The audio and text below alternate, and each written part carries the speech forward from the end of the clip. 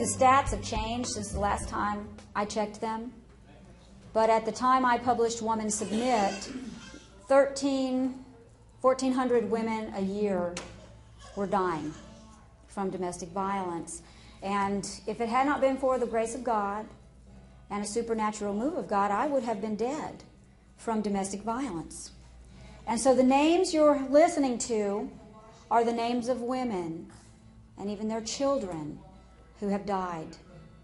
And when you hear a woman and you hear her twin sons, her 4-year-old twin sons, most of the time it's the father that has killed the wife and the babies at the same time. It's very tragic. It's very sad.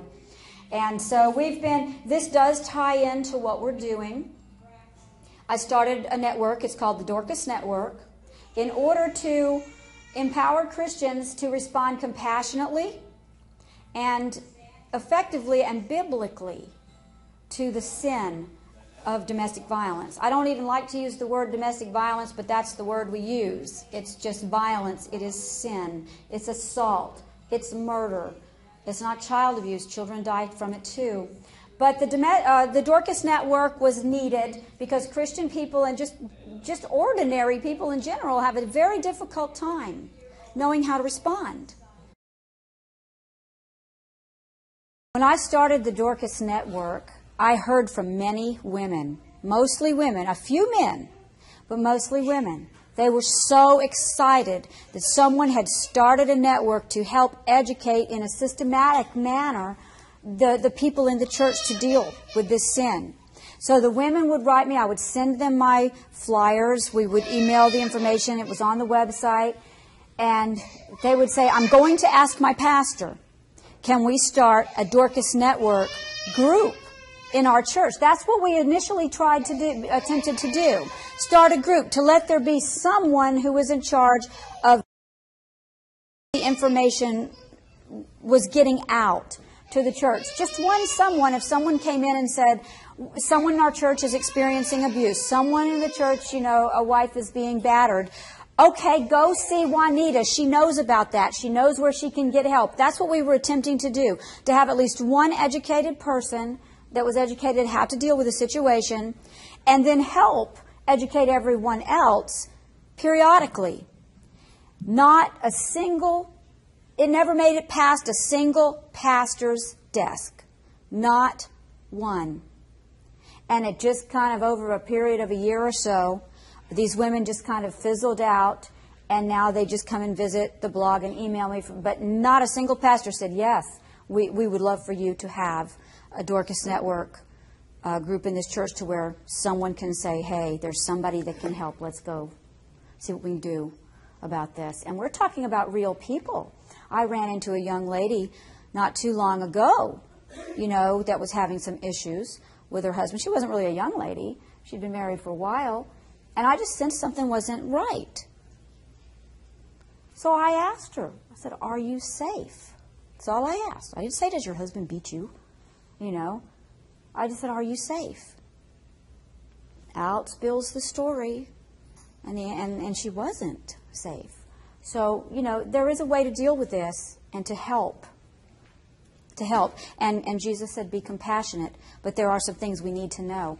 But what I wanted to say, and sorry to interrupt you, Waneta, so don't worry about, finish saying what you want to say, is that we were getting stonewalled by the pastors.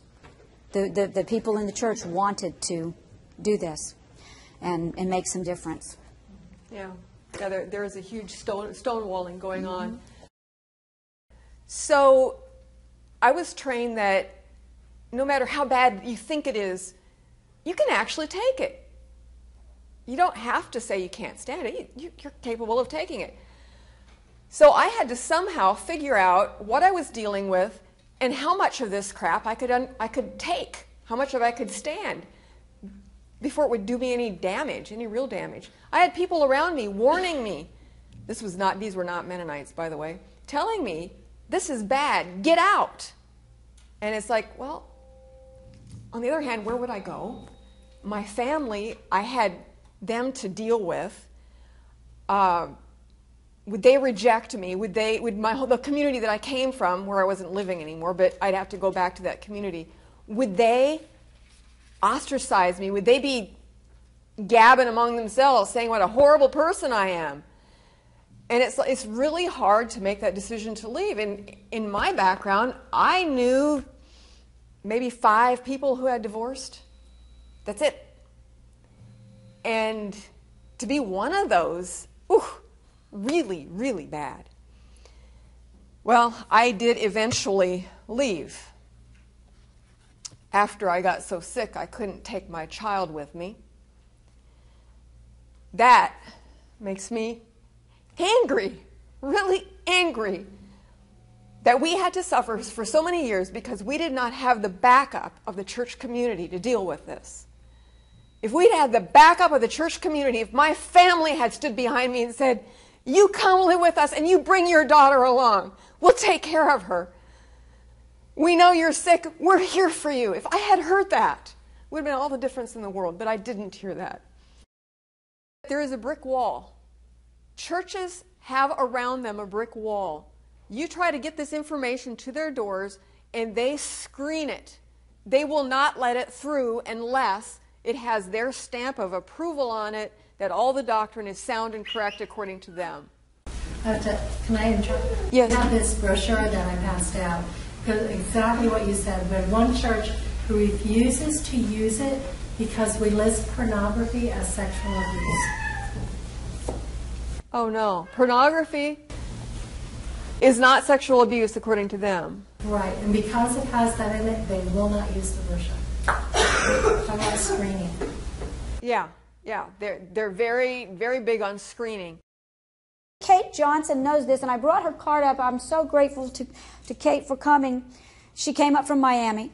She is the executive director of the Christian Coalition Against Domestic Violence. Give Kate a hand and her husband for coming up from Miami to be with us today for this Christian Women's Rights Convention. And I guarantee, Kate, that you're here because you see a connection between this inequality and this hierarchy that's been created through this complementarian doctrine and the abuse that you see. Many of us don't see it at all because we live in nice homes and we go to nice churches and we know nice people. But you know what? Even among those people, there's stuff going on that we don't know about because nobody's saying anything. And so it is a shame that secular advocates see one of their jobs as educating Christians and the churches and pastors how to respond to domestic violence victims. It should be us teaching them. And honestly, so much of what we're teaching in the church right now is contributing. It is contributing. I don't have time to go into that. It's in my book, Woman Submit. Kate, I do offer this book free. I send a free download to anyone who needs it that cannot afford it. Some women, you know, it would not be safe to have it in their home. But I deal with these things in Woman Submit. So there's a lot there. I'm not the last word on the subject by any means. Those are my insights into it. But we should be teaching others how to love and how to respond compassionately, shouldn't we? Instead of sending endangered victims right back in to the danger zone. And many of them don't make it out. Wanted to comment on one other thing. Kate, did you have something to come up here? Because I'm mic'd, and I have a little mic here that's going to pick you up real well for the cameras. So this is why that's why we're hugging. That's right. I just want to say that it's... Stand over where the mic is. So I have both of them. Okay. You're so funny. I just want to say that's a big part. That's what we do. I mean, we go in and our heart is to help churches to develop domestic abuse ministries. And we have been successful, not on a wide scale, but we've got about 6 churches, 2 in Dade County, 2 in Broward County, 1 in Ohio, that we have actually helped start specific domestic abuse ministries to be those people that someone can walk up to and say, this is what I'm going through. And we tell them, I use the becoming a safe community. support, acceptance, freedom from fear, and exposing evil. There we go. And that's what the church needs to do. And as you said about secular agencies, I worked in a secular agency for years. That was my job, to go out and do trainings. And I was very fortunate that they allowed me to start a faith-based initiative where I actually did start in the churches. But I saw such a need for the Christian church to step up to the plate and do this, rather than secular agencies. But I just want to tell the story about when I was working for the secular agency. I went to go speak at a church, a mega church.